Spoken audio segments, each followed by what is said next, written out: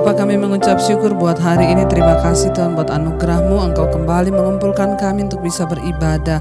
Tanpa terasa hari demi hari kami lewati, namun kasih setia penyertaan Tuhan, bahkan anugerah Tuhan terus kami rasakan di hidup ini. Melewati banyak persoalan, masalah, kami mau tetap percaya bahwa Engkau Tuhan yang luar biasa atas hidup kami. Tuhan berbicara bagi kami hari ini. Kami percaya firman Tuhan menjadi kekuatan bagi kami sehingga kami boleh menghadapi hidup kami dengan penuh iman dan keberanian di dalam nama Yesus. Urapi hamba-Mu yang tidak ada apa-apanya, urapi setiap kami dalam nama Yesus. Kami berdoa dan bersyukur. Haleluya. Amin. Amin. Amin.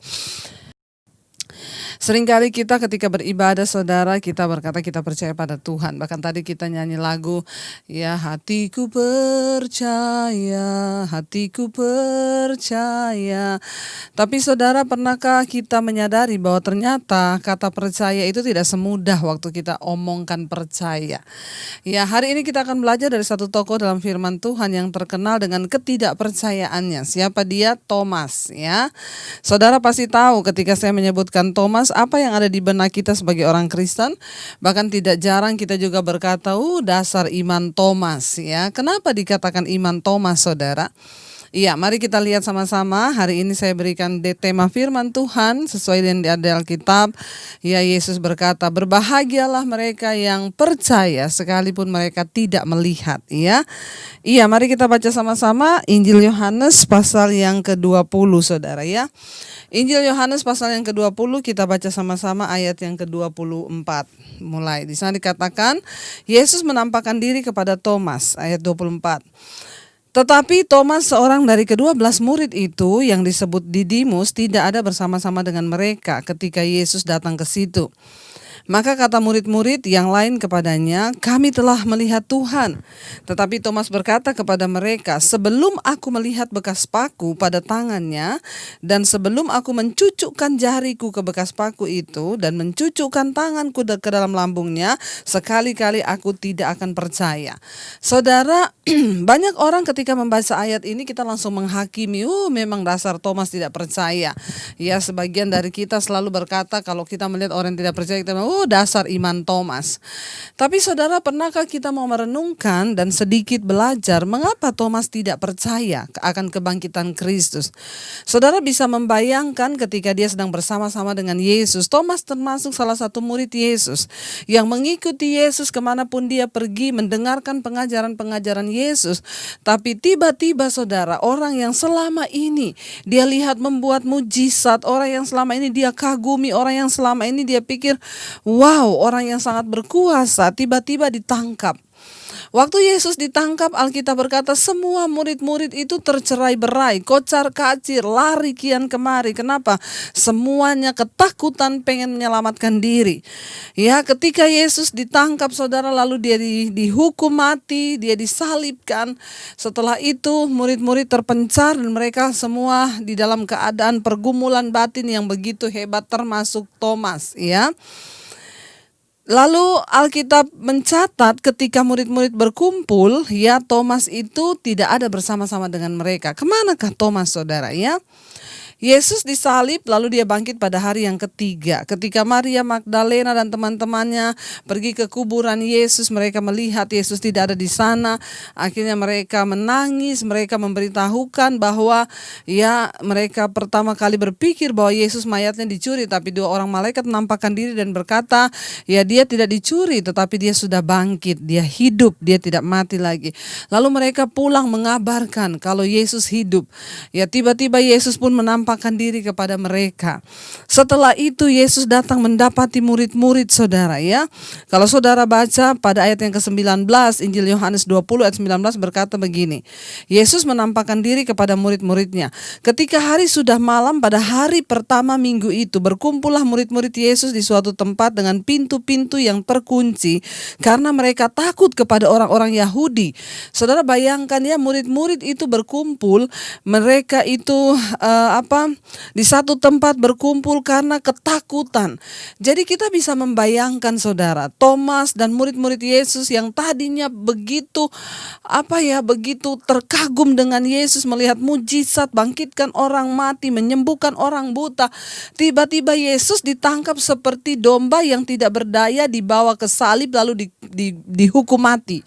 Ya, kira-kira saudara, kita pun sebagai manusia kalau melihat seperti itu mungkin kita juga akan berpikir seperti murid-murid, bahkan seperti Thomas. Ya, pada hari pertama minggu itu ketika Yesus sudah bangkit saudara, murid-murid berkumpul bersama-sama. Mereka berada di satu ruangan karena di ruangan terkunci, di sini dikatakan di dalam tempat dengan pintu-pintu yang terkunci karena mereka takut kepada orang Yahudi. Iyalah, kenapa mereka bersembunyi ketakutan? Karena Yesus dibunuh, dianggap penjahat. Udah pasti nih, antek-anteknya juga habis ini dicari. Jadi mereka dalam keadaan ketakutan, mereka bersembunyi di dalam satu ruangan dengan pintu yang tertutup. Pada waktu itu datanglah Yesus dan berdiri di tengah-tengah mereka dan berkata, "Damai sejahtera bagi kamu." Wow, saudara-saudara bisa membayangkan mereka yang tadinya kecewa, mungkin sudah tidak ada kata, mereka tinggal lihat-lihatan, mereka tinggal pandang-pandangan, udah gak ada lagi kata-kata yang berkata, ya padahal dia itu dulu ya berkuasa, ya kita udah melihat ya, iya kenapa ya mati loh. Bayangkan kekecewaan, keterpurukan iman mereka ketika harus menerima guru yang mereka sanjung dan yang mereka anggap berkuasa harus mati di atas kayu salib di tempat gantungan orang-orang yang berdosa. Saudara, di dalam mereka ketakutan, terpuruk, tiba-tiba Yesus datang menampakkan diri. Tapi Alkitab berkata Thomas gak ada, ya, bersama-sama dengan mereka. Thomas kemana? Dia sedang mengurung diri di rumahnya. Ya, ada begitu banyak perasaan di dalam hatinya yang berkecamuk. Dan dia memilih untuk menyendiri, tidak seperti murid-murid yang berkumpul bersama-sama. Mungkin, kenapa? Keterpurukan Thomas itu lebih daripada yang lain-lainnya. Kenapa? Karena Thomas itu terkenal murid yang pemberani. Thomas itu terkenal murid yang sangat-sangat bersemangat. Tiba-tiba ketika Yesus mati, dia down benar-benar. Dan Alkitab berkata ketika murid-murid berkumpul, Thomas gak ada. Kenapa? Dialah yang paling terpuruk dari antara semua murid-murid. Dia mengurung diri di rumahnya, dia tidak berani keluar, dia gak berani ketemu yang teman-temannya. Sementara mereka, saudara, berkumpul bersama-sama dalam ruangan yang pintu terkunci. Lalu Yesus datang menampakkan diri dan berkata, "Damai sejahtera bagi kamu." Wow, ada sebuah pengharapan.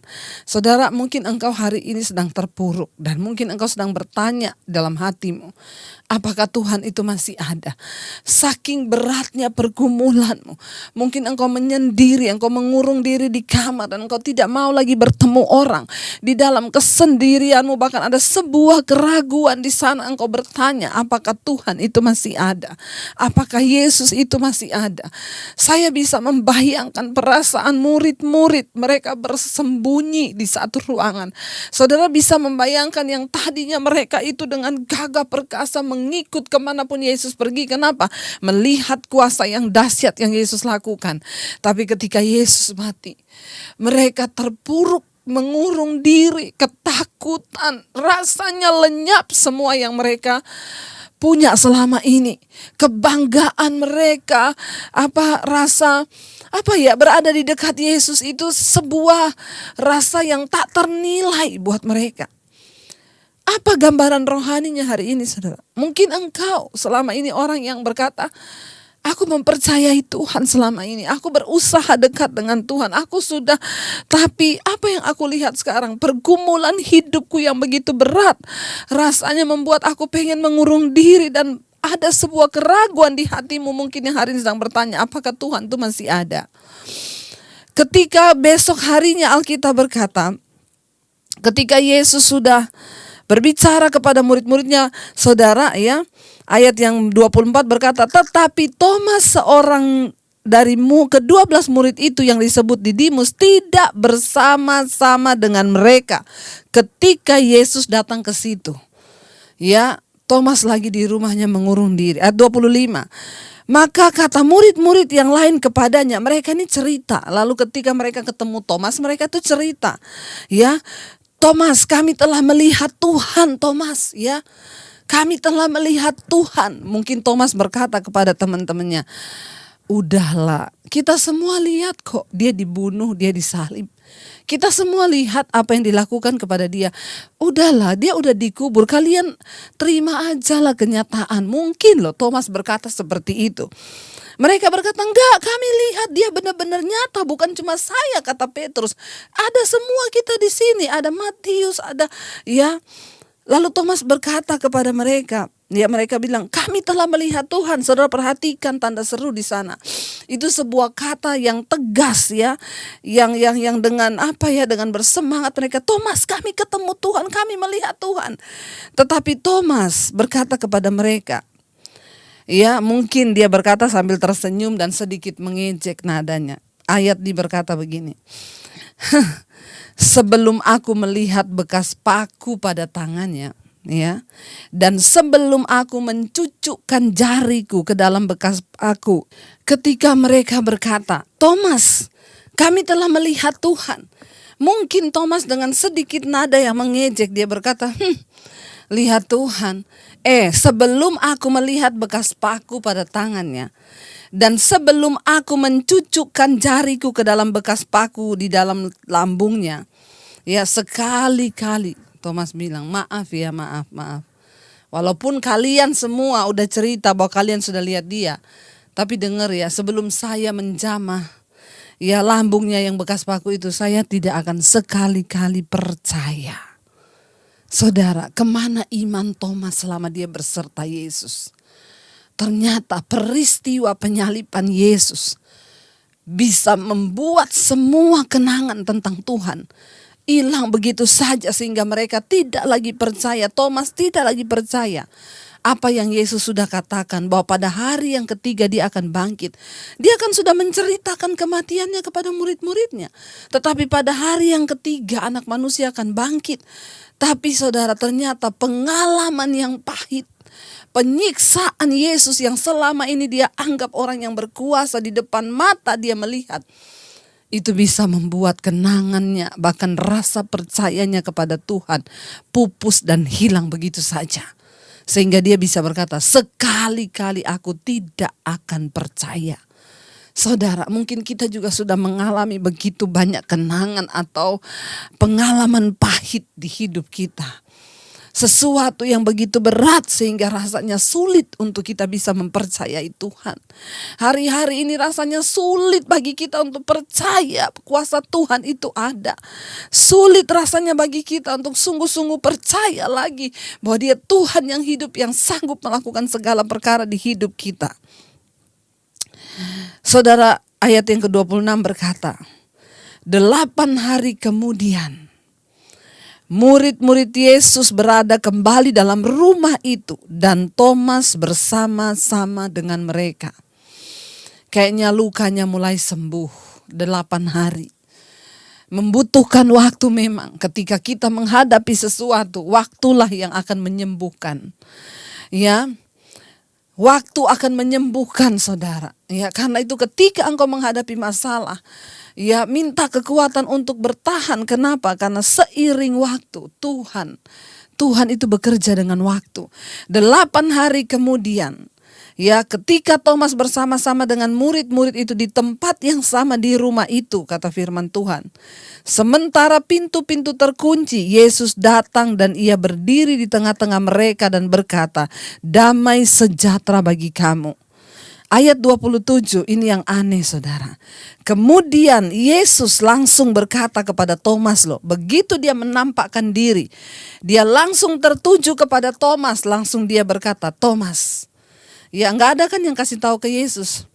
Yesus langsung tertuju kepada Thomas dan berkata, Thomas, taruhlah jarimu di sini. Dan lihatlah tanganku, ulurkanlah tanganmu dan cucukkan ke dalam lambungku. Dan jangan engkau tidak percaya lagi, melainkan percayalah, kata Yesus. Thomas menjawab dia, ya Tuhanku dan Allahku. Ini perkataan pertama yang keluar dari mulut Thomas, di mana dia mendeklarasikan bahwa Yesus itu adalah Tuhan dan Allah, saudara. Kata Yesus kepadanya, "Karena engkau telah melihat aku, maka engkau percaya. Berbahagialah mereka yang tidak melihat namun percaya." Ketika kita membaca ayat ini, kita tahu ada dua level iman, saudara. Yang pertama, level iman orang yang percaya waktu dia melihat. Yang kedua, level iman yang kedua, orang-orang yang akan berbahagia adalah siapa? Mereka yang percaya sekalipun mereka belum dan tidak melihat. Amin, saudara. Yesus berkata, "Ya, karena engkau telah melihat aku, maka engkau percaya."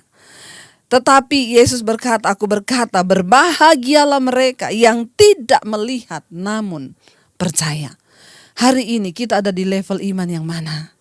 Yang percaya ketika kita melihat, atau kita percaya sekalipun kita tidak melihat? Kita tetap percaya. Dan kita mau tetap berkata, "Aku percaya Tuhan, sekalipun aku belum melihat jawaban doa, sekalipun suamiku belum dipulihkan, sekalipun anakku belum dipulihkan, sekalipun aku belum disembuhkan Tuhan, aku mau tetap percaya." Ini loh yang menyenangkan hati Tuhan. Dan Yesus berkata apa? Berbahagialah mereka yang percaya sekalipun mereka tidak melihat. Saudara, adakah hari ini engkau belum disembuhkan? Hanya satu kebahagiaan bagimu hari ini ketika apa? Engkau mau tetap berkata, "Aku percaya Tuhan, sekalipun aku belum sembuh." Mungkin engkau sedang ada dalam masalah keuangan. Engkau berkata, "Aku mau percaya Tuhan, sekalipun aku belum dipulihkan keuanganku." Firman Tuhan berkata, engkaulah orang yang berbahagia. Engkau naik di level yang lebih tinggi. Ya, Thomas ketika itu level imannya masih di bawah. Ya, dia adalah seorang yang sangat terpukul dengan peristiwa penyaliban Yesus, sehingga dia membuat imannya terkocak. Lalu dia tidak lagi bisa percaya pada Tuhan. Tetapi saudara lihat, ketika dia mengalami perjumpaan dengan Yesus, ketika Yesus sudah bangkit, Thomas naik ke level iman yang berikutnya, saudara. Dia naik ke level iman yang kedua, yang Yesus katakan kepada dia apa? Berbahagialah mereka yang percaya sekalipun mereka tidak melihat. Apa yang terjadi setelah Thomas naik ke level iman yang berikutnya? Saudara, Thomas ya, yang tadinya adalah seorang yang ragu-ragu, tidak selamanya menjadi orang yang ragu-ragu dan tidak percaya. Setelah dia berjumpa dengan Yesus itu, level imannya naik ke level yang berikutnya. Ketika dia berjumpa dengan Tuhan Yesus ya, Thomas menjadi penginjil, pembawa berita kabar baik. Cerita gereja mengatakan bahwa dia berkhotbah di Babilonia kuno, dekat sungai Efrat di Trigis, yang sekarang menjadi Irak. Thomas pergi ke sana untuk apa? Memberitakan Injil. Kita tahu itu adalah tempat negara dan kota-kota bangsa-bangsa berhala yang kita sudah belajar kemarin tentang Babel. Di sana orang-orang tidak mengenal Tuhan, bangsa-bangsa yang dimurkai. Thomas pergi ke sana untuk apa? Memberitakan Injil kerajaan sorga, memberitakan nama Yesus. Ya, Thomas setelah itu melakukan perjalanan ke Persia, ya, yang sekarang ini adalah Iran. Kita tahu juga itu adalah negara-negara yang tidak menerima Yesus. Thomas pergi ke sana, saudara. Dari seorang yang ragu-ragu, yang tidak percaya. Kemudian level imannya naik ketika dia berjumpa dengan Tuhan secara pribadi. Dia pergi ke Irak, dia pergi ke Iran, saudara. Dan dia terus memenangkan jiwa-jiwa. Dia mencetak para murid-murid Kristus di dalam iman kekristenan, saudara. Pada tahun 52 Masehi, dia berlayar ke selatan menuju Malabar di sebelah barat pantai India. Wow! Siapa dia? Orang yang tadinya berkata, "Kalau aku tidak mencucukkan jariku, sekali-kali aku tidak bakalan percaya." Waktu dia berjumpa dengan Yesus, ya, Alkitab berkata dia memberitakan Injil. Dia pergi dari Irak, dia ke Iran, saudara. Ya, lalu dia berlayar ke sebelah barat pantai India. Dia mengajar, bahkan apa? Mendirikan gereja-gereja. Ya. Dan memenangkan jiwa-jiwa dari kasta-kasta utama Brahmana, saudara, dan kasta-kasta lainnya bagi Kristus, ya. Thomas pergi ke sana untuk memenangkan jiwa. Ketika Portugis mendarat di India pada awal tahun 1600, mereka menemukan kelompok orang Kristen di sana, dan ada sebuah gereja yang bernama Mar Thomas didirikan setelah Thomas berkhotbah pada tahun 1500, saudara. Ya, ada gereja yang didirikan oleh Thomas karena pelayanan Thomas di sana. Ya, akhirnya Thomas mengadakan perjalanan ke sebelah timur pantai India. Dia mengajar dan tak henti-hentinya mengajar. Tapi sekitar tahun 72 Masehi, dia pada akhirnya dibunuh, saudara. Thomas dibunuh. Tapi mari kita melihat, saudara, ya, apa yang bisa kita pelajari. Dari kisah hidup Thomas kita bisa belajar. Ya, dia yang dengan kuat menyatakan ketidakpercayaannya. Dia juga yang akhirnya dengan kuat menyampaikan pesan tentang iman dan kasih dan pengampunan sampai ke ujung dunia, sampai dia mati dibunuh. Saudara, ya, jangan hanya mengingat kejelekannya Thomas. Seringkali orang berkata, iman Thomas, ya, ketika dia mengalami perjumpaan. Seringkali manusia akan mengalami saat-saat down. Mungkin kita juga hari ini sedang ada di dalam masa-masa berat. Seringkali saya tidak memungkiri, sebagai hamba Tuhan pun seringkali ada saat-saat di mana kita down dan merasa, aduh Tuhan, ya kenapa begitu berat. Tapi waktu kita mau tetap percaya, waktu kita mau tetap berharap berjumpa dengan Tuhan, sehingga Tuhan menemui dirinya dengan Thomas. Dan ketika dia berjumpa lagi dengan Tuhan, saudara, ada banyak cara kita bisa berjumpa Tuhan hari-hari ini. Dengan saudara mendengarkan khotbah-khotbah, dengan saudara berdoa, saudara bisa berjumpa dengan Tuhan.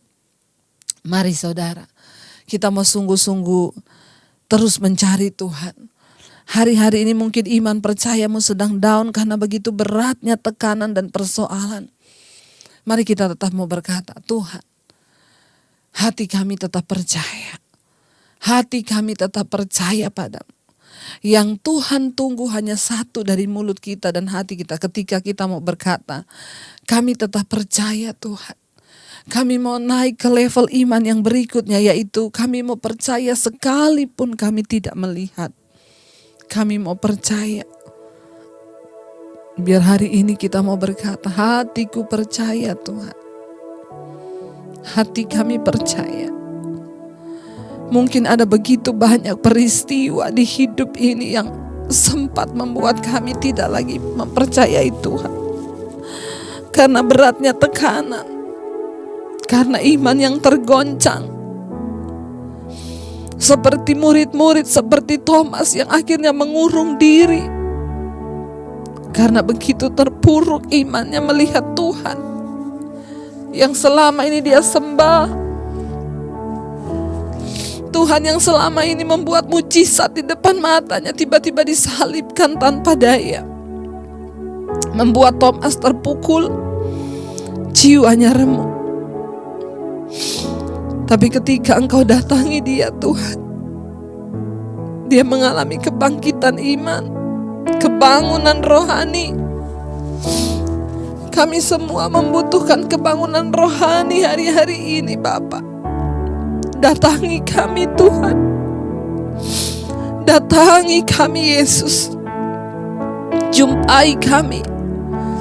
Sentuh kami dengan kasih-Mu. Izinkan kami menyentuh kuasa-Mu. Bangkitkan yang lemah. Kuatkan yang mulai goyah. Karena Engkau sendiri yang berkata, berbahagialah mereka yang tidak melihat namun tetap percaya. Tidak mudah bagi kami Tuhan,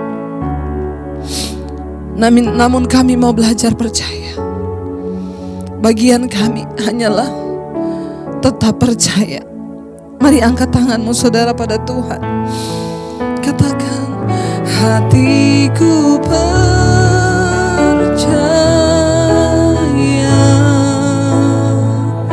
hatiku percaya,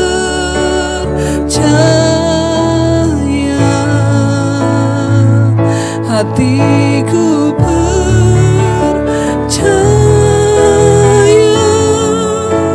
selalu ku percaya, hatiku percaya, hatiku percaya,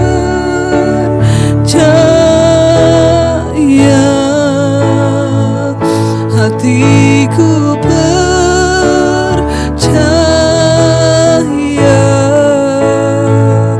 hatiku percaya,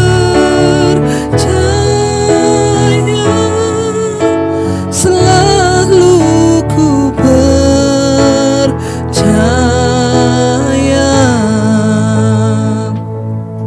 Tuhan, Engkau melihat mereka yang mungkin hari-hari ini sedang tergoncang imannya, entah karena keadaan, entah karena sakit penyakit. Engkau tahu batas kekuatan kami. Datangi kami secara pribadi Tuhan. Sentuh kami dengan kasih-Mu. Kami mau kembali percaya bahwa Engkau Tuhan yang sanggup. Tuhan, sekalipun kami tidak melihat kesembuhan, sekalipun kami tidak melihat berkat-berkat-Mu, kami mau tetap berkata, kami mempercayai Engkau. Bahkan sekalipun kematian menjemput, kami mau tetap bilang, kami percaya pada Tuhan. Biar kami belajar seperti Thomas. Dia pergi memberitakan Injil dari seorang yang dengan gagah berani berkata, aku sekali-kali tidak percaya. Tapi dia mengalami kebangunan rohani karena perjumpaan dengan Engkau Tuhan. Lalu dia dengan berani pergi memberitakan Injil kerajaan-Mu. Pakai kami Tuhan, pakai hidup kami untuk berdampak bagi kerajaan-Mu. Bahkan sampai di ujung kematian, Thomas tidak mundur selangkah pun, karena dia percaya ada mahkota kehidupan yang sudah menantinya di sana. Kami tidak ingin kalah dengan persoalan hidup kami Tuhan. Kami ingin menang, kami ingin keluar sebagai pemenang. Hamba berdoa buat setiap mereka yang mendengarkan firman ini. Tuhan, kuatkan lutut yang goyah. Tuhan, tegakkan kembali mereka yang sudah mulai lemah. Biar kami semua mau berdiri dan berkata, kami mau percaya sekalipun kami tidak melihat. Itulah yang menyenangkan Tuhan, dan itulah yang akan membuat hidup kami berbahagia. Terima kasih Bapa. Terima kasih Tuhan. Terima kasih buat segala kebaikan dan kebaikan Tuhan dalam hidup kami. Terima kasih Bapa. Engkau menjadi jawaban di dalam hidup kami Tuhan. Berkati setiap mereka yang sakit, Engkau sembuhkan, yang berbeban berat. Bahkan apapun yang sedang kami lewati hari-hari ini, kami tetap mau berkata, kami percaya pada Tuhan. Kami sembuh atau tidak sembuh, kami percaya. Kami diberkati atau tidak diberkati, kami mau percaya. Karena Engkau adalah jaminan kekekalan kami. Sama seperti Thomas pada akhirnya mati dibunuh karena Injil-Mu, tapi dia mengalami kemenangan iman bersama-sama dengan Engkau. Terima kasih buat segala hal yang terjadi di hidup kami yang Tuhan izinkan. Kami percaya kami kuat karena Tuhan beserta kami. Kami terus melepaskan berkat buat bangsa Indonesia. Berkati Presiden Jokowi dan wakilnya Tuhan. Berkati bangsa ini, kami percaya Engkau yang memegang kendali hidup kami. Tidak ada alasan untuk kami takut. Hidup mati kami ada di tangan Tuhan. Jangan biarkan umat-Mu dikuasai oleh roh ketakutan. Kami mau bertindak, kami mau bangkit Tuhan. Kami percaya Tuhan yang pegang kendali atas hidup kami. Biar semua kami memakai jubah kekudusan-Mu Bapa. Terima kasih Tuhan. Terima kasih Tuhan Yesus. Mari buka hati dan tangan-Mu untuk menerima berkat Tuhan. Diberkatilah Engkau dalam kehidupan-Mu, diberkati rumah tangga-Mu, diberkati pekerjaan-Mu, diberkati kesehatan-Mu, diberkati keuangan-Mu, diberkati keluar masuk-Mu. Bahkan Tuhan menjadikan hidup-Mu tanda bagi kemuliaan-Nya. Terimalah kiranya berkat dari Allah Bapa, cinta kasih Tuhan Yesus Kristus, penyertaan manis Allah Roh Kudus akan menyertai hidupmu dari hari ini bahkan sampai kali yang kedua Tuhan Yesus datang menjemput kita semua. Namamu tercatat di dalam kitab kehidupan. Dalam nama Yesus yang percaya diberkati Tuhan, katakan bersama, amin, amin. Ku tahu rencanamu indah bagiku, ku tahu kehendakmu baik bagiku, ku tahu rancanganmu.